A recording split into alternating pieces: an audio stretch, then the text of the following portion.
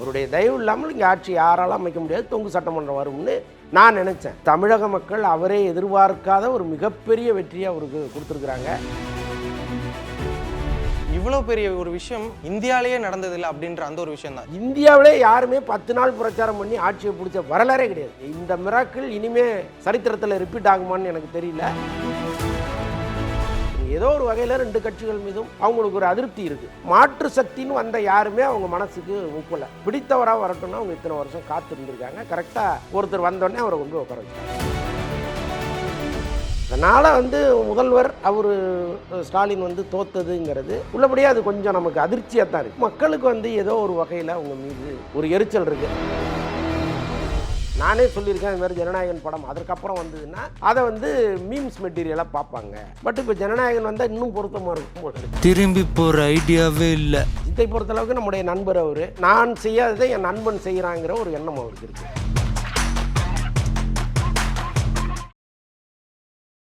Periyar Maniamma Institute of Science and Technology, Tanjavur, AAA with specialization in electric vehicles and energy engineering. உங்கள் சத்யாவில் குளு குளு AC offer. வணக்கம் sir. வணக்கம். Okay sir, இப்போ நம்ம பேசிகிட்டு இருக்க இந்த நேரத்தில் நாடே பரபரப்பாக தான் இருக்குன்னு சொல்லி ஆகணும். வேறு மாதிரி ஒரு விஷயம் மாறி இருக்குது. முதல்ல இந்த விஷயங்கள் எல்லாம் நாம் எதிர்பார்க்காம நடந்திருக்கு. விஜய் இப்போ நடக்கிற எல்லாத்தையுமே அவர் எதிர்பார்த்துருந்துருப்பாரு நீங்கள் நினைக்கிறீங்களா? இல்லை, அவரே எதிர்பார்க்காமல் நடக்குதுன்னு தான் நான் நினைக்கிறேன். ஏன்னா இப்போ நேற்று பாருங்கள், நீலாங்கரையிலேருந்து ஈசிஆர் வரைக்கும் அந்த மகாபலிபுரம் வரைக்கும் அவங்க ரிசார்ட்டு தேடுறாங்க. ஒரு பெரிய அளவு ரிசார்ட்டு கிடைக்கல அவங்களுக்கு. எதுக்காக தேடுறாங்க அப்படின்னா, நாம் ஒரு 50-60 சீட்டு ஜெயிப்போம், தொங்கு சட்டசபை வரும், நம்முடைய தயவு இல்லாமல் யாரும் ஆட்சி அமைக்க முடியாது, அப்போ நம்ம எம்எல்ஏக்களை கொண்டு நம்ம கவனமாக பாதுகாத்தா தான் அவங்கள எதிரணிகிட்டேருந்து காப்பாற்ற முடியும். இல்லைன்னா கடத்தி கொண்டு போயிடுவாங்க, பணத்தை கொடுத்து ஆசை காட்டுவாங்க. ஸோ இதெல்லாம் தவிர்க்கணுங்கிறதுக்காக தான் அவர் பார்க்குறாரு. நீலாங்கரையிலேருந்து ஆரம்பித்து மகாபலிபுரம் வரைக்கும் பார்க்குறாரு. பெருசாக ரிசார்ட் கிடைக்காம மகாபலிபுரத்துலேருந்து பாண்டிச்சேரிக்கு நடுவில் ஒரு இடத்த ஃபிக்ஸ் பண்ணுறாங்க.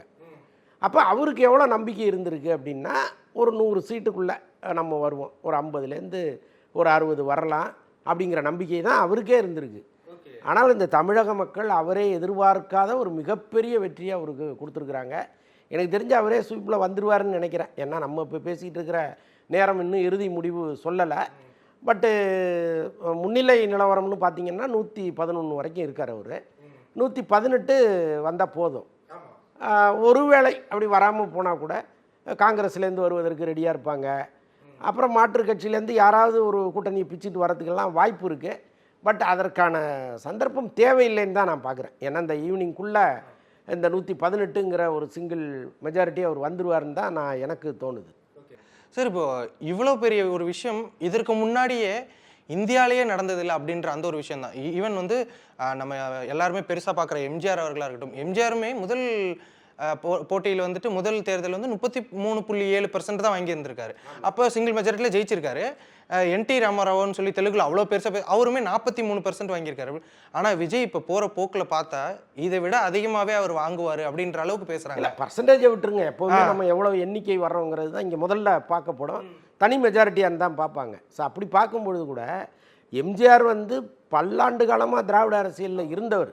காங்கிரஸில் இருந்தார், திமுகவில் இருந்தார், அதற்கப்புறம் அவர் தனி கட்சி ஆரம்பித்து ஜெயித்தார். பட் விஜயை பொறுத்தளவுக்கு அவர் ஆக்டிவான அரசியல்னு பார்த்தீங்கன்னா கடந்த ஒரு வருடமாக தான். அது ஆரம்பித்து 2 வருஷம் ஆனால் கூட 3 வருஷம் ஆனால் கூட ஒரு ஆக்டிவான பாலிடிக்ஸுக்கு அவர் இறங்கினது 1 வருஷத்துக்கு முன்னாடி தான். பிரச்சாரம்னு பார்த்தீங்கன்னா 10 நாள் தான். இந்தியாவிலே யாருமே 10 நாள் பிரச்சாரம் பண்ணி ஆட்சியை பிடிச்ச வரலாறே கிடையாது. நீங்கள் என்டிஆரே என்ன பண்ணாருன்னா, ஒரு ரத யாத்திரை நடத்தினார். அவர் எல்லா கிராமங்களுக்கும் போனார் என்டிஆர். ஒரு 15 நாள் 20 நாள் அந்த ரத யாத்திரை மேற்கொண்ட பிறகு தான் அவருக்கு வெற்றி சாத்தியமாச்சு. பட் இது பெரிய மிராக்கிளாக இருக்குது. இந்த மிராக்கிள் இனிமே சரித்திரத்தில் ரிப்பீட் ஆகுமான்னு எனக்கு தெரியல. உள்ளபடியே அது சரித்திர வெற்றி தான். ஓகே சார், இப்போ இதை இன்னொரு விதமாகவும் நிறைய பேர் பேசிகிட்டு இருக்காங்க. இது தமிழகத்துக்கு கிடைத்த தோல்வி. ஏன்னா நீங்கள் ஒரு எக்ஸ்பீரியன்ஸ்டான ஒரு ஆளை நீங்கள் ஜெயிக்க வச்சுருந்தா கூட பரவாயில்ல.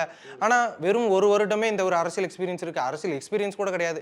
அரசியலில் ஈடுபட்ட ஒருத்தருக்கு இவ்வளோ பெரிய ஒரு வெற்றியை தமிழக மக்கள் கொடுத்துருக்காங்க. எதை வச்சு நீங்கள் கொடுத்தீங்க? இது முழுக்க முழுக்க ஒரு கவர்ச்சிக்காக கிடைக்கப்பட்ட ஒரு வெற்றி அப்படின்ற மாதிரி கூட நிறைய பேர் சொல்லிருக்காங்க. விமர்சனங்கள் எதுவாக கூட இருக்கட்டும், ஒருத்தருடைய விஷன் என்னங்கிறது தான் இங்கே முக்கியம். இப்போ எனக்கு நான் இதை செயல்படுத்தணும், அதுக்கு என்னென்ன வழிமுறைகள் சொல்லுங்கிறது தான். இப்போ காமராஜர் இந்த நேரத்தில் நம்ம சொல்கிறது சரியாக இருக்குமான்னு எனக்கு தெரியாது. காமராஜர் வந்து அப்படி காரில் போயிட்டு இருக்கும்போது ஒரு இப்போ ஸ்கூலில் படிக்க வேண்டிய வயதுள்ள பிள்ளைகள் வந்து ஒரு வயல் வேலை பண்ணிகிட்டு இருக்காங்க. அப்போ காமராஜ் வந்து நிறுத்த சொல்லி, ஏம்மா நீங்கள் ஸ்கூலுக்கு போகலை அப்படின்னா, இல்லை வீட்டில் சாப்பாட்டுக்கு கஷ்டமாக இருக்குது, நாங்கள் வேலைக்கு போனால் தான் ஏதோ வர்றது வரும் அப்படின்னோடனே, சாப்பாடு போட்டால் ஸ்கூலுக்கு போவியான்னு கேட்டிருக்காரு. போவேன் அப்படின்னு அந்த பிள்ளைங்க சொன்னோடனே பக்கத்தில் இருந்த செக்ரட்டரியை கூப்பிட்டு உடனடியாக எல்லா ஸ்கூல்லையும் சாப்பாடு போடுறதுக்கு ஏற்பாடு பண்ணுங்க அப்படின்னோடனே, ஜீவோவே கிடையாது என்னாரா அவர். அப்படி ஒரு ஜீவோவே போட முடியாதுங்க அப்படின்னாரா. ஜீவோ யார் போடுறா? நம்ம தான் போடுறோம். அப்போ போடு அப்படின்ட்டாரான். அதிகாரம் நம்ம கையில் இருக்குது, விஷன் அவர்கிட்ட இருக்குது, அவ்வளோதான். அதை செயல்படுத்த வேண்டியது அதிகாரிகள். அதுக்கு என்ன வழியோ அதை செய்யுங்கன்னா அன்றைக்கி காமராஜர் சொன்னார். ஸோ அதனால் வந்து அவங்க ஒரு பயிற்சி வேணும், எதுவுமே தெரியாமல் வந்து உட்காந்துட்டாங்க அப்படிலாம் சொல்ல வேண்டிய அவசியமே இல்லை. இன்றைக்கி அதிகாரிகளை வச்சு உங்களுடைய எண்ணங்களை சரி பண்ணிக்கலாம். இதெல்லாம் எனக்கு வேணும், அதுக்கு என்னென்ன வழிமுறைகள் கொடுங்கன்னா கொடுக்க போகிறாங்க. இன்னொன்று வந்து இப்போ அவர் கட்சியில் இருக்கிற பல பேர் வந்து புதியவர்களாக இருக்கலாம். ஏற்கனவே வந்து அமைச்சரவையில் பல அமைச்சரவையில் புதியவர்கள் வந்து திறம்பட செயல்பட்டுருக்காங்க. இப்போ விஜயபாஸ்கர்லாம் மருத்துவத்துறையெல்லாம் பார்த்தாரு பாருங்க. அவரெல்லாம் அரசியலுக்கு வர்றதுக்கு முன்னாடி பெருசாக அவருக்கு அரசியல்லையே இல்லை. அவர் திடீர்னு வந்தார், அவர் ஜெயித்தார், அவருக்கு மந்திரி பதவி கொடுத்தாங்க, அவ்வளோ சிறப்பாக பண்ணார் அவர். அதனால் இது வந்து ஒன்றுமே தெரியாது, இவங்க வந்து என்ன பண்ண போகிறாங்களோ அப்படிங்கிற கேள்வியெல்லாம் முதல்ல விட்டுட்டு அவங்கள நம்பிக்கையோடு நம்ம பார்த்தோம்னா போதும், கட்டாயமாக ஒரு நல்ல அரசியலை பண்ணுவாங்க. ஓகே, ஸோ மக்கள் வந்து ஒரு நல்ல முடிவை தான் எடுத்திருக்காங்கன்னு நீங்கள் நினைக்கிறீங்களா? நல்ல முடிவாக கெட்ட முடிவாங்கிறது விஜயினுடைய எதிர்கால செயல்பாடுகளை பொறுத்து அமையும். அதை நம்ம இப்போவே உத்தரவாதம் கொடுக்க முடியாது, நம்புவோம், அவ்வளோதான். இப்போ அவங்க நம்பியிருக்கிறாங்க. இவங்க ஏதோ ஒரு வகையில் ரெண்டு கட்சிகள் மீதும் அவங்களுக்கு ஒரு அதிருப்தி இருக்குது. இன்னொன்று வந்து கிட்டத்தட்ட 60 ஆண்டு காலமாக மாறி மாறி இந்த கட்சிகளை நம்ம பார்த்துட்டே இருக்கோம். புதுசாக ஒருத்தர் வந்தால் நல்லாயிருக்கும் அப்படின்னு அவங்க நினைக்கிறாங்க. மாற்று சக்தின்னு வந்த யாருமே அவங்க மனசுக்கு ஒப்பலை. எல்லாருமே வந்து அவங்களுக்கு பிடிக்காத சில வேலைகளை செய்கிறாங்க. அப்போ நமக்கு பிடித்தவராக வரட்டும்னா அவங்க இத்தனை வருஷம் காத்திருந்துருக்காங்க. கரெக்டாக ஒருத்தர் வந்தோடனே அவரை கொண்டு போய் உட்கார வச்சுட்டாங்க. அவ்வளோதான் இதில் நடந்தது. ஓகே சரி, இப்போ வரைக்குமே இன்னொரு 4 மணி நேரம் அந்த மாதிரி தான் இருக்க போகுது. அப்படிங்கும்போது இப்போ வரைக்குமே அவங்க ஒரு மெஜாரிட்டியாக ஒரு அந்த 110 111 போகிறாங்க. நான் ஏன் அந்த 118ங்கிறது கொஞ்சம் டவுட்டாக நான் ஏன் பார்க்குறேன்னா, அந்த 2வது இடத்துல இருக்கிறது மிஞ்சி போனால் ஒரு 1500 2000க்குள்ளேயே தான் இருந்துட்டு இருக்கு. ஸோ இது இப்படியே கூட கடைசி வரை ஒரு 105 109 110க்குள்ளேயே முடிஞ்சிருச்சு அப்படின்னா, இவங்க என்டிஏ கூட்டணி போய் அவங்கள கூட சேர்க்கணும்னு பார்ப்பாங்களா, இல்லை மற்ற சொப்பமான அந்த காங்கிரஸ் தேமுதிக இவங்களெல்லாம் கூப்பிடணும்னு பார்ப்பாங்களா?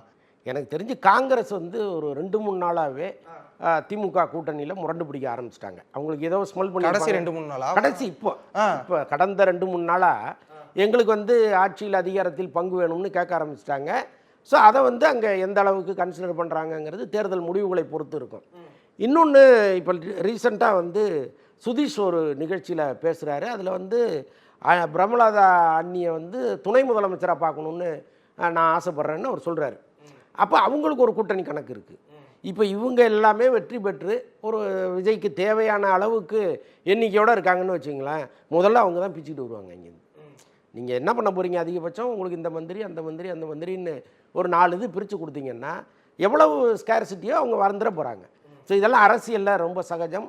மாற்றுக் கட்சியிலேருந்து அது இந்த அணியோ அந்த அணியோ யாரோ ஒரு குறிப்பிட்ட அணியிலேருந்து கொஞ்சம் பேரை வர வச்சா அவருடைய பிரச்சனை சால்வ் ஆகிடும். பட் அந்த அளவுக்கே போகாதுன்னு நான் நம்புகிறேன். இந்த நிமிஷம் வரைக்கும் நான் அதுதான் நம்புகிறேன். அந்த அளவுக்கே போகாது, இவங்களே தனி பெரும்பான்மையாக ஜெயிச்சு வந்துடுவாங்கன்னு நினைக்கிறேன். ஓகே சார், இது அதாவது வந்துட்டு இவங்க கட்சி ஜெயிக்கலன்னா கூட பரவாயில்ல, ஒரு முதல்வராக இவர் ஜெயிச்சிருக்கலாம். ஒரு எக்ஸ் சீஃப் மினிஸ்டராக வந்து ஸ்டாலின் அவர்கள் ஜெயிச்சிருக்கலாம். பட் இந்த சமயத்தில் அவர் தோற்றுருக்காரு. யார்கிட்ட அப்படின்னா தாவேக்கால இருந்து வந்த ஒரு போட்டியாளர்கிட்ட. இது அவருக்கு எந்த அளவுக்கு ஒரு ஷாக்கிங்காக இருக்கும்? இல்லை கட்டாயமாங்க. இன்னொன்று வந்து இப்போ பெரிய அளவு திமுக மீது ஒரு பெரிய அளவு வெறுப்பு இல்லைன்னு தான் நான் பார்க்குறேன். ஏன்னா ஒரு பெருசாக ஊழல் என்ன தான் 10 ரூபா பாட்டிலுக்குன்னு ஒரு பக்கம் சொல்லிகிட்டு இருந்தாலும் கூட இப்போ 91 96 ஒரு வெறுப்பு இருந்தது இல்லையா ஜெயலலிதா அம்மா ஆட்சி மீது. அந்த மாதிரி ஒரு கடுமையான வெறுப்புலாம் இப்போ இல்லை. அதனால் வந்து முதல்வர் அவர் ஸ்டாலின் வந்து தோத்ததுங்கிறது உள்ளபடியாக அது கொஞ்சம் நமக்கு அதிர்ச்சியாக தான் இருக்குது. அவர் வெற்றி பெற்றிருக்கலாம். அந்த திமுக தோற்றிருந்தா கூட அவர் அல்லது இன்னும் சில முக்கியமானவர்கள் ஜெயிச்சு வந்திருந்தால் சரியாக இருக்குங்கிறது என்னுடைய கருத்து. ஏன்னா மக்களுக்கு வந்து நிறைய திட்டங்களை அவங்க செயல்படுத்தியிருக்காங்க. ஒன்றுமே இல்லாமல் வந்து அவங்க நிற்கலை, நிறைய செயல்படுத்தியிருக்காங்க. அதையெல்லாம் கட்டாயமாக நம்ம கருணையோடு பார்த்தாக வேண்டியது இருக்குது. ஸோ அப்படி இருக்கும்போது மக்களுக்கு வந்து ஏதோ ஒரு வகையில் அவங்க மீது ஒரு எரிச்சல் இருக்குது. அதுக்கு முக்கியமான காரணம் என்னென்னா இந்த போதை கலாச்சாரம் ஒன்று, இன்னொன்று இந்த பெண்களுக்கு பாதுகாப்பு இல்லைங்கிற ஒரு பிரச்சாரம் வந்து பெரிய அளவு எடுபட்டுருக்கு. இது ரெண்டும் சேர்ந்து ஒரு வெறுப்பை விதைக்கும் போது தான் விஜய்ங்கிற ஒரு மாஸ் ஃபேக்டர் உள்ளே வருது. அப்போ எல்லாமா கலந்து ஒரு சைடாக அவங்கள முடிவெடுக்க வச்சுருக்கு. ஓகே சார், இப்போது இதற்கப்புறம் இந்த விஜய் அவர்கள் வந்ததுக்கப்புறமும் மக்களுக்கு ஏதோ ஒரு அதிருப்தி இருந்துச்சுன்னா மக்கள் எந்த வித முடிவுமே அடுத்த எலெக்ஷன்லையுமே அவருக்கு பதிலாக கொடுப்பாங்க. நீங்கள் யாராக இருந்தாலும் அதாங்க, எவ்வளோ பெரிய ஆளாக இருந்தாலும் நீங்கள் மக்களுக்கு முன்னால் சரியாக இல்லைன்னா தூக்கி எறிஞ்சிட்டு போயிடுவாங்க. அதனால் அது விஜயாக இருந்தாலும் அதுதான் முடிவு. ஓகே ஆமாம் சார், நிறைய விஷயம் இந்த ட்விட்டர் இன்ஸ்டாகிராம்லாம் நம்ம பார்த்துக்கிட்டு இருந்தோம். எனக்கு என்னென்னா இப்போ இதுவே எனக்கு ரொம்ப ட்ரீமாக இருக்குது. என்னென்னா இதெல்லாம் ரியாலிட்டி கிடையாது, ரியாலிட்டியே வேறன்னு சொல்லிட்டு நம்ம பேசிகிட்டு இருக்க சமயத்தில் அதுதான் ரியாலிட்டின்ற மாதிரி நமக்கு இவங்க எல்லாரும் சேர்ந்து ப்ரூவ் பண்ணிட்டாங்க. இன்னொன்று என்னென்னா ஜனநாயகன் வரும்போது சிஎம்னு டைட்டில் கார்டு போட வேண்டிய வரும், ஒழுங்காக இப்போயே ரிலீஸ் பண்ணிடுங்கன்னு அவங்க நானே பேசியிருக்கேன். அதுதான் எனக்கு என்ன கணக்குன்னா விஜய் வந்து ஒரு 50 சீட்டு வருவார். விஜய் எப்படி நினச்சாரோ அந்த மாதிரி தான் நான் நினச்சேன். ஒரு 50 சீட்டு வருவார். அவர் இல்லாமல் யாரும் ஆட்சி அமைக்க முடியாது. இங்கே அவருடைய தயவு இல்லாமல் இங்கே ஆட்சி யாராலும் அமைக்க முடியாது, தொங்கு சட்டமன்றம் வரும்னு நான் நினச்சேன். அதைத்தான் எல்லாரும் நினச்சிருக்காங்க. நானே சொல்லியிருக்கேன், அது மாதிரி ஜனநாயகன் படம் அதற்கப்புறம் வந்ததுன்னா அதை வந்து மீம்ஸ் மெட்டீரியலாக பார்ப்பாங்க அப்படின்னு சொல்லியிருக்கேன். பட் இப்போ ஜனநாயகன் வந்தால் இன்னும் பொருத்தமாக இருக்கும் போல இருக்கு. இன்னும் பொருத்தமாக இருக்கும். இன்னொன்று டைட்டில் கார்டு பார்த்துடலாம் போலையே sir, chief minister of Tamil Nadu கட்டாயமாக மாற்றிடுவாங்கல்ல, மாற்றிடுவாங்க. Thalapathy Vijay chief minister of Tamil Nadu மாற்றிடுவாங்க. அந்த படத்துக்கு இருந்த பெரிய கண்டம் வந்து இப்போ இல்லாமல் போயிருக்கு. அவ்வளோதான். இப்போ மேபி கண்டிப்பாக இப்போ ஓரளவுக்கு முடிவு தெரிஞ்சிச்சுங்கும் போது இதுக்கப்புறம் அடுத்த மாதமே கூட அந்த ஜனநாயகனை பெரிய அளவில் ரிலீஸ் பண்ண கூட வாய்ப்பு இருக்குல்ல? கட்டாயமாக இருக்குல்ல. சார், இதுக்கப்புறம் இந்த திமுக பவரில் இருந்த ஒரு கட்டத்தில் வந்து ரெட் ஜெயண்ட்டும் மிகப்பெரிய ஒரு பவரில் இருந்துச்சு. அப்படிங்கும்போது இப்போ ஆட்சி மாற்றம் ஏற்பட்ட அந்த ரெட் ஜெயண்ட் மறுபடியும் பழைய நிலைமைக்கு போயிருமா? அதாவது இப்போ அந்த அதிமுக பீரியடில் அவங்க பவர் இல்லாமல் இருந்தாங்களா, அதே நிலைமைக்கு போயிருமா, இல்லை எப்படி இருப்பாங்கன்னு நினைக்கிறீங்க? நானும் அப்படி தான் நினைக்கிறேன். பழைய நிலைமைக்கு தான் அவங்க போவாங்க. இன்னொன்று வந்து இப்போ இனிமேல் அவங்க ஒரு தொழில் செய்யும்போது என்னதான் இருந்தாலும் எதிரி ஆகிட்டாங்க, அரசியல் எதிரி ஆகிட்டாங்க. நாளைக்கு நமக்கு எதிராக கத்தியை தீட்டிகிட்டு இருப்பாங்கங்கிறது இன்றைக்கி ஆளுங்கட்சியாக வந்துட்ட விஜய்க்கும் நல்லா தெரியும். அப்போ அவங்களுடைய கணக்கு வழக்குகள், அவங்களுடைய நடவடிக்கைகள் எல்லாத்தையுமே அவங்க கண்கொத்தி பாம்பாக கவனிப்பாங்க. ஸோ அதனால் அதை கட்டாயமாக செய்ய மாட்டாங்க. இன்னொன்று ஜெகதீஷ் வந்து விஜய் கூடவே இருக்கார். இப்போ அவர் நாளைக்கு வந்து ஒரு ரெட் ஜெயண்ட் மாதிரி வளர்ந்து நிற்பதற்கு வாய்ப்புகள் இருக்குது. பெரிய படங்களை அவர் வாங்கி ரிலீஸ் பண்ணுறது. ஸோ அந்த மாதிரி அந்த இடத்துக்கு அவர் நகர்வதற்கு நிறைய வாய்ப்பு இருக்குது. ஓகே சார், இப்போ கொஞ்சம் ஒரு 2 நாள் முன்னாடி நீங்கள் ஒரு நியூஸ் சொல்லியிருந்தீங்க, இந்த மாதிரி அஜித் அவர்களுடைய அடுத்த படத்தில் நடிக்கிற ஒரு ஆக்டர் வந்துட்டு விஜய்க்கு எதிராக பிரச்சாரத்தில் ஈடுபட்டார், பேசினாருங்கிற ஒரே காரணத்துக்காக அவர் நம்ம படத்தில் நடிக்க வேணாம்னு சொன்னார் அப்படின்னு. அவர் எதுவும் ஸ்மெல் பண்ணிட்டாரா, நம்ம ஃப்ரெண்டு வாய்ப்பு இருக்குது சிஎம் ஆகிறதுக்கு கூட அப்படின்ற மாதிரி அவர் எதுவும் ஸ்மெல் பண்ணிட்டாரா? அதுக்காக பண்ணுறவர் கிடையாது அஜித்தை பொறுத்தளவுக்கு நம்முடைய நண்பர் அவர். இன்னைக்கு வந்து நான் செய்யாததை என் நண்பன் செய்கிறாங்கிற ஒரு எண்ணம் அவருக்கு இருக்குது. ஏன்னா இதே திமுக மேடையில் அவங்களை எதிர்த்து அவர் பேசி எவ்வளவு அவஸ்தைப்பட்டாருங்கிறது எங்களுக்கெல்லாம் தெரியும். அன்றைக்கி அவரெல்லாம் இரவெல்லாம் தூங்க விடாமல் எவ்வளோ பேர் டார்ச்சர் பண்ணாங்கங்கிறது நமக்கு தெரியும். ஸோ அப்படிப்பட்ட அஜித் வந்து எல்லா நேரங்கள்லையும் அந்த கட்சி மீது ஒரு வெறுப்பை வச்சுருப்பார். நீங்கள் என்ன தான் அவங்க நண்பர்கள் ஆகிட்டாங்க, அவருடைய ஸ்போர்ட்ஸுக்கு இங்கேருந்து ஏதோ ஸ்பான்சர் பண்ணுறாங்க அப்படின்லாம் நீங்கள் நினைத்தால் கூட இந்த உள்ளுக்குள்ளே அந்த வெறுப்புங்கிறது கட்டாயமாக இருக்கும். ஓகே, இப்போ அவர் வந்து இதே திமுகவுக்கு எதிராக ஒருத்தர் வாழை சுற்றிக்கிட்டு கிளம்புறாரு அப்படின்னா மானசீகமாவது நம்ம அவருக்கு சப்போர்ட் பண்ணணும்னு நினைப்பார். மனதளவில் வெளியில் சொல்லன்னா கூட மனதளவில் நினைப்பார். நான் வந்து விஜய்க்கு எதிராக நினைப்பனான்னு ஒரு தடவை அவரே கட்டார். ஸோ அதனால் வந்து அதற்கு அவர் வந்து அந்த குறிப்பிட்ட நடிகரை வேண்டான்னு சொன்னதுக்கு காரணம் வந்து ஒரு ஆழ்ந்த நட்பு தான். அவங்களுக்கு இடையில் இருக்கிற ஒரு ஆழ்ந்த நட்பு தான் காரணம். இவர் சிஎம் ஆயிடுவார், நாளைக்கு வந்து நமக்கு ஏதாவது ஆயிரப்போகுது அப்படிலாம் கிடையாது. நட்பு தான் அது முழுக்க முழுக்க. சார், இப்போவுமே வந்து ஒரு 60% 70% எண்ணிக்கை தான் முடிஞ்சிருக்கு. அப்படிங்கும்போது 2 மணி நேரத்துக்கு முன்னாடியே தெலுங்கு நடிகர் வந்துட்டு நானி வந்து ட்வீட் போட்டார், கங்க்ராச்சுலேஷன்ஸ் விஜய் சார்னு சொல்லி போட்டார். த்ரிஷா அவர்கள் ஒரு 2 மணி நேரத்துக்கு முன்னாடி போய் பார்த்துட்டு வாழ்த்து சொல்லிட்டே வந்துட்டாங்க. இதெல்லாம் நீங்கள் எப்படி பார்க்குறீங்க? த்ரிஷா அவர்கள் அவங்க வீட்டுக்கு போய் வாழ்த்து தெரிவிச்சுட்டு வந்திருக்காங்க, இதை எப்படி பார்க்குறீங்க? இல்லை, இந்த தேர்தலுக்கு முந்தி அவங்க வர்றது போகிறது, இவர் கூட போகிறது, இது எல்லாமே மக்கள் மத்தியில் ஒரு அவர்ஷனை கிரியேட் பண்ணுது. இப்போ அவர் ஜெயிச்சிட்டாரு, இனிமேல் யாரும் அதை கேட்க போகிறது பெரிய விளைவுகளை ஏற்படுத்த போகிறது இல்லை. அதனால் அவங்களும் துணிச்சலாக போகிறாங்க. இன்றைக்கி அவங்களுடைய பிறந்த நாள் வேறு. ஸோ அதனால் வந்து போயிட்டு வாழ்த்து சொல்லிட்டு வராங்க. பட் அந்த நானியெல்லாம் வாழ்த்து சொன்னது வந்து உள்ளபடியே ரொம்ப மகிழ்ச்சியாக இருந்தது. ஏன்னா இப்போ இவ்வளோ நேரம் ஆயிடுச்சு, தமிழ் திரையுலகத்திலேருந்து குறிப்பிடத்தகுந்த யாருமே வாழ்த்து சொல்லலை. நல்லா பாருங்கள், ஒரு ஜீவா சொல்கிறாரு, ஒரு சிபி சத்யராஜ் சொல்கிறாரு, சின்ன சின்ன நடிகர்கள் சொல்கிறாங்களே தவிர. அஜய் ஞானமுத்து சொல்லியிருந்தாரு. ஆமாம், ஒரு பெரிய நடிகர்கள் யாருமே வாயை திறந்து விஜய்க்கு வாழ்த்து தெரிவிக்கவே இல்லை. இவ்வளவு நடந்துருச்சு, இதுக்கப்புறமும் என்ன அவங்களுக்கு டவுட்டு? யார் வந்து அவங்களை கேட்க போகிறா? ஓகே, சிங்கிள் மெஜாரிட்டியாக வந்துட்டார் அவர். இதற்கப்புறம் விஜய் முதலமைச்சர் இல்லைங்கிறத யாராலையும் தடுக்க முடியாது, உச்ச நீதிமன்றத்தாலையும் தடுக்க முடியாது. ஸோ அப்படிப்பட்ட ஒரு வெற்றியை ஒரு கைக்கு வாங்கி வச்சுருக்காரு. இன்னமும் இந்த தயக்கம் ஏங்கிறது தான் நமக்கு ஆச்சரியமாக இருக்குது. என்ன சார், பொதுவாக எல்லாத்துக்குமே பிறந்த நாளாக இருக்கட்டும், எந்த ஒரு விஷயமா இருந்தாலும் வாழ்த்து ட்வீட்டுன்னு தலைவர் ரஜினிகாந்த் அவர்கள் போட்டுருவார். அவர்கிட்ட இருந்து ஏதாவது வாழ்த்து வரும்னு நினைக்கிறீங்களா? அவர் ஒருவேளை ஷாக்கிங்கில் இருக்காரா என்னன்னு தெரியல. ஏன்னா எல்லாருமே அண்டர் எஸ்டிமேட் பண்ணாங்க. கூட்டம் வாக்காக மாறாதுன்னு சொல்லாதவங்க இங்கே யாராவது இருந்தாங்களா? யாருமே சார். நம்ம எல்லாருமே நான் அப்படி சொல்லவே இல்லை. நான் எல்லாம் நீங்கள் எந்த இன்டர்வியூ வேணாலும் என்னோட இன்டர்வியூ எடுத்து பாருங்கள், இந்த கூட்டம் வாக்கா மாறும்னு நான் சொல்லிட்டே இருந்தேன். ஓகே, நானும் சொன்னேன், பிஸ்மியும் சொன்னோம். என்ன காரணம்னா எப்போவுமே ஃப்ளோட்டிங் பீப்புள் மாதிரி வருவாங்க. ஒரு நடிகரை பார்க்க, சிரஞ்சீவியை பார்க்க வந்த கூட்டம் வேற, இது வேற. இவன் எப்படி வர்றான்னா, நாளைக்கு மீட்டிங்னா முத நாளே வந்து தங்கிடுறான். நீ எவ்வளவு வெயில் அடித்தாலும், நான் மயக்கம் போட்டு விழுந்தாலும், தண்ணி தாகம் எடுத்தாலும் நான் நிற்கிறேன். இவருக்கு ஓட்டு போடாமல் யாருக்கு போட போகிறான்? நான் இதை பல நிகழ்ச்சிகளில் சொல்லியிருக்கேன், பல இன்டர்வியூஸில் சொல்லியிருக்கேன். அதனால் எனக்கு அந்த சந்தேகம் இல்லை. ஆனால் இண்டஸ்ட்ரிக்கு அந்த சந்தேகம் இருந்தது. சத்யராஜ் சொல்லியிருக்காரு கூட்டம் ஓட்டா மாறாதுன்னு. கமலஹாசன் சொல்லியிருக்காரு. இதே திரைத்துறையில் இருப்பவர்கள், நம் துறையை சார்ந்தவர் ஒருத்தர் இவ்வளோ பெரிய மக்கள் செல்வாக்கூட வராரு. 2 வார்த்தை திட்டலனாலும் பாராட்டலனாலும் பரவாயில்ல, திட்டாமல் இருக்கலாம்னு தோணணும்ல. ஆனால் அவங்களுக்கு என்ன அஜெண்டான்னு தெரியல. அவங்க இதெல்லாம் கூட்டமாக தான் இருக்கும், இது ஓட்டம் மாறாது, இதெல்லாம் பார்த்து மயங்காதீங்கன்னு இவங்க 2 பேரும் தான் சொல்லிட்டு இருந்தாங்க. ஓகே சார், இப்போது மிகப்பெரிய ஒரு அடியாக இப்போ ரஜினிகாந்த் அவர்களுக்கு இந்த சமயத்தில் நம்ம பார்த்தாகணும். ஏன் அப்படின்னா, அவர் எந்தெந்த தேர்தலெல்லாம் யாருக்கு அகைன்ஸ்டாக பேசுகிறாங்களோ அவங்க தோப்பாங்க, யாருக்கு அவர் சப்போர்ட் பண்ணுறாரோ அவங்க ஜெயிப்பாங்க. இன்ன வரைக்கும் அதுதான் நடந்திருக்கு. அப்படிங்கும்போது இந்த தேர்தலில் அவர் அந்த வீடியோ ஆட்லலாம் வந்தார். முக ஸ்டாலின் அவர்கள் நல்லது பண்ணியிருக்காரு அப்படின்னு சொல்லிட்டு பேசினார். விஜய்க்கு எதிராகவும் அவர் வந்துட்டு காலம் காத்திருந்து பதில் சொல்லும் அப்படிலாம் பேசினார். ஆனால் இப்போ அப்படியே முதல்ல ரஜினிகாந்த் அவர்களுக்கு ஆப்போசிட்டாக ஒரு விஷயம் மாறி இருக்கு. இது அவருக்கு எவ்வளோ பெரிய ஒரு பேக் ஃபயராக இருக்குன்னு நினைக்கிறீங்க? கட்டாயமாக இருக்குங்க. இப்போ இன்னொன்று வந்து, இப்போ அவருக்கு ஜோதிடம் பார்க்குற பாலாஜி ஹசன் தான் ஒரு கருத்தை ஒன்று போடுறாரு.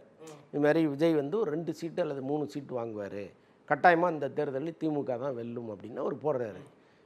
அவர்கிட்ட தான் அவரும் ஜோசியம் பார்த்தார், யார் ரஜினியும். இதே கருத்தை அவர்கிட்ட சொன்ன பிறகு தான் அவர் வந்து அரசியலே வேணான்னு முடிவெடுத்தார். இப்போ யோசிச்சிருப்பார், ஐயோ இவர் சொல்லி நம்ம வந்து முடிவெடுத்தவே இப்போ டோட்டலாக மாறி நிற்கிதே அப்படின்னு கூட நினச்சிருக்கலாம். ஏன்னா இப்போ மக்கள் கூட்டத்தை நம்புவதை விட இந்த 9 கிரகங்களையும் நம்புகிற ஒருத்தர் வந்து ரஜினி.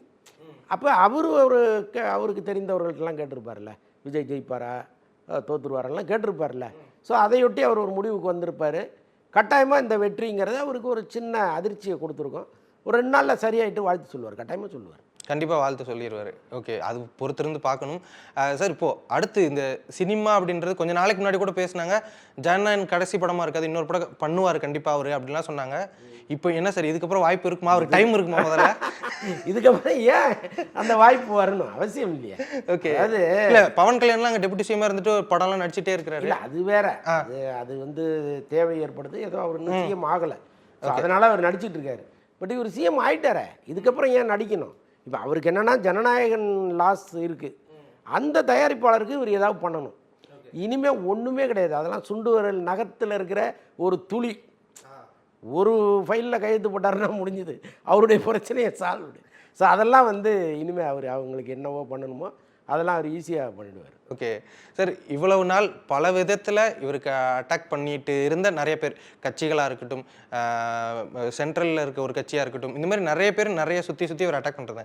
இதற்கப்புறம் இவர் ஏதாவது பதிலடி இதெல்லாம் இவரோட ஆட்சியில் கொடுப்பாரா இவங்க எல்லாத்துக்குமே? இல்லை, அது அவர் செய்ய மாட்டாருன்னு நான் நம்புகிறேன். செய்யவும் வேண்டாங்கிறேன் நான்.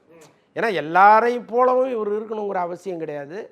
அப்படி இருப்பதை மக்கள் கவனிப்பாங்க. இப்போ ஏன் விஜய் இவ்வளவு பெரிய வெற்றி அடைஞ்சிருக்கிறாருன்னா, இவருக்கு கொடுக்கப்பட்ட அழுத்தத்தை மக்கள் பார்த்துட்டே இருந்தாங்க. ஓகே, அதனால தான் அவர் மேலே ஒரு சிம்பத்தி கிரியேட் ஆச்சு.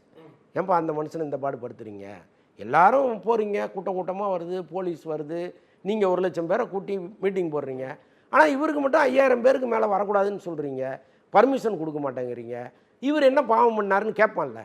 இந்த கேள்வி தான் இன்றைக்கி ஓட்டாக மாறி இருக்குது. இதே மாதிரி வந்து நீங்கள் வேற ஒருத்தருக்கு துன்பத்தை கொடுத்தீங்கன்னு வைங்களேன், அதையும் இவங்க பார்த்துட்டே இருப்பாங்க. என்னடா விஜய் நல்ல பையன்னு நினச்சோம், நல்லா வருவார்னு நினச்சா, ஆனால் அவரும் பழி வாங்குறாரு அப்படின்னு நினச்சாங்கன்னு வச்சிங்களேன், அதை ஒரு புள்ளி வச்சுப்பாங்க. அதை விஜய் ஒருபோதும் செய்ய மாட்டாருன்னு நான் நம்புகிறேன். செய்யவும் கூடாதுன்னு கேட்டுக்கிறேன். ஏன்னா எல்லாரையும் போல நீங்கள் இருக்காதீங்க, அழகாக மன்னிச்சுட்டு நீங்கள் வேலையை மட்டும் பாருங்கள். நான் வந்தேன், தமிழ்நாட்டை இப்படி உயர்த்தினேன், நானும் வந்து அரசியலை தெரிஞ்சுக்கிட்டு என்னெல்லாம் வந்து இந்த மாநிலத்துக்கு செய்ய முடியுமோ அதெல்லாம் நான் செஞ்சுருக்கேன் அப்படின்னு கம்பீரமாக பேசுங்க. ஸோ அதை நோக்கிய பயணத்தை தான் அவர் முன்னெடுக்கணுமே தவிர, இவன் இது சொன்னால் இவன் இது சொன்னால் நாளை காலையில் போலீஸை வீட்டை கதவை திறங்க தட்டுங்க அப்படின்னா அவர் சொன்னார்னா சரியாக இருக்காது. ஓகே சார், இப்போ இன்னொரு விஷயம் இந்த அரசியல் என்ன நடந்திருக்கு அப்படின்னா, இது நாள் வரைக்கும் கடந்த தேர்தல் வரைக்கும் 3வது பெருங்கட்சியாக இருந்த நாம் தமிழர் கட்சி இந்த வாட்டி 4வதுக்கு தள்ளப்பட்டிருக்காங்க. பல இடங்களில் அவங்க வந்துட்டு அந்த 3வது இடத்துக்கு வரவே இல்லை, ஒரு தொகுதியில் கூட வரல, 2வது இடத்துக்குமே வரவே இல்லை. 2% ஓட்டு தான் வாங்கியிருக்காங்க. 8% 2% வந்திருக்காங்க. இவங்களோட இந்த வீழ்ச்சி எப்படி பார்க்குறீங்க நீங்கள்? இல்லைங்க, அவங்களுடைய அரசியல் இலக்கை அவங்க தவற விட்டது தான் அதுக்கு முக்கியமான காரணமாக நான் பார்க்குறேன். அவங்க ஆரம்ப காலத்திலேருந்து முன்னெடுத்தது வந்து தமிழ் தேசியத்தை. அதற்கப்புறம் அவர் தலைவராக வணங்குகிற ஒருத்தருக்கு எதிராக தமிழ்நாட்டில் வந்து திமுகவும் காங்கிரஸும் சேர்ந்து ஒரு பெரிய சதி பண்ணாங்கன்னு தான் அவர் எல்லா காலத்துலேயும் பேசிட்டு வந்தார். அவங்களுடைய ஒரு மறைமுக கூட்டணி வச்சுக்கிட்டு முழுக்க 24 மணி நேரம் விஜயை மட்டுமே விமர்சனம் பண்ணுவேன் அப்படின்னு அவங்க இறங்குனது தான் அவங்களுக்கு பெரிய பேக்ஃபயராக மாறிச்சு. அவங்க மட்டும் வழக்கம் போல் அந்த அரசியலை முன்னெடுத்திருந்தாங்க, தமிழ் தேசியத்தை மட்டுமே முன்னெடுத்திருந்தாங்கன்னா இன்றைக்கி கட்டாயமாக அவங்களுடைய 8% வாக்கு பின்னடைவை நோக்கி போயிருக்காது. அந்த 8% அவங்க வாங்கியிருக்கலாம். இன்னொன்று வந்து விஜய் ரசிகர்கள் தான் அவருக்கு இவ்வளோ காலம் ஓட்டு போட்டுக்கிட்டு இருந்தாங்க. நீங்கள் சொன்ன அந்த 2% இருக்குல்ல, அதுதான் ஒரிஜினல் நாத்தாக்கா. அதுக்கு மேலே ஆட் பண்ணது எல்லாமே விஜய் ரசிகர்கள். நீங்கள் வந்து விஜயவே அசிங்கமாக, அதாவது 3ஆம் மனிதரான நமக்கே வந்து அது காது கொள்ளாமல் கேட்கறதுக்கு அவ்வளோ சங்கடமாக இருக்குது அப்படின்னா, விஜயை தீவிரமாக வெறி கொண்டு நேசிக்கிற தொண்டர்களுக்கும் ரசிகர்களுக்கும் எப்படி இருக்கும்? இப்போ அவன்லாம் ஃபுல்லாக எகென்ஸ்டாக வேலை பார்க்க ஆரம்பிச்சிட்டான். அதனுடைய விளைவு தான் இந்த 2%. ஓகே சார், இப்போ காலிலேருந்து இந்த எலெக்ஷன் போல் இந்த ரிசல்ட்லாம் பார்க்கும்போது நிறைய பேர் ட்விட்டரில் ஃபன்னியாக வந்து அஜித் அவர்கள் கண்டிப்பாக வந்தே ஆகணும் அப்படின்ற மாதிரி அஜித் அவர்களை கூப்பிட்டு இருக்காங்க அரசியலுக்கு. இன்னும் அதுக்கெல்லாம் வாய்ப்பு இருக்கா? ஏன்னா இந்த பேச்சு தொடர்ந்து பல வருஷமாக இருந்துட்டு இல்லைங்க, அதுக்கெல்லாம் 100% கூட வாய்ப்பு கிடையாது. எப்போ ஒருவர் வந்து தன்னை பார்த்து ஒரு கூட்டம் வருதுங்கிறத வெறுக்கிறாரோ அவரெல்லாம் அரசியலுக்கு லாயக்கே கிடையாது, வரவும் மாட்டார். இப்போ நான் என்ன சொல்கிறேன், ஒரு 1000 பேர் உங்களை பார்த்துட்டு கொண்டாடுறான், தலைவான்னு கத்துறான், நீங்கள் காதை பொத்திட்டு ஓடலாமாங்க? அவனை அவமானப்படுத்துறத மாதிரி தானேங்க அது. உங்களை கொண்டாடுறான் ஒருத்தன், காதை பொத்திட்டு ஓடுறீங்களே நீங்கள், அதை எப்படி அவன் ஏற்றுப்பான்? அவன் எப்படி அதை நினைப்பான்? என்ன இவ்வளோ அருவருப்பாக பார்க்குறாருன்னு நினைப்பான்ல, அவர் எப்படி அரசியலுக்கு வர முடியும்? எந்த காலத்துலேயும் அவரால் அரசியலுக்கு வர முடியாது. கண்டிப்பாக சார், நிறைய விஷயங்கள் பகிர்ந்துக்கிட்டீங்க, தொடர்ந்து பேசுவோம். தேங்க்யூ ஸோ மச், நிறைய விஷயங்கள் பகிர்ந்துக்கிட்டீங்க சார். நன்றி. Periyar Maniyamma Institute of Science and Technology, Tanjavur. AAA with specialization in electric vehicles and energy engineering. குளு குளுன்னு காத்து வீசுது. உங்கள் சத்யாவில் குளு குளு ஏசி ஆஃபர். உங்கள் சத்யா.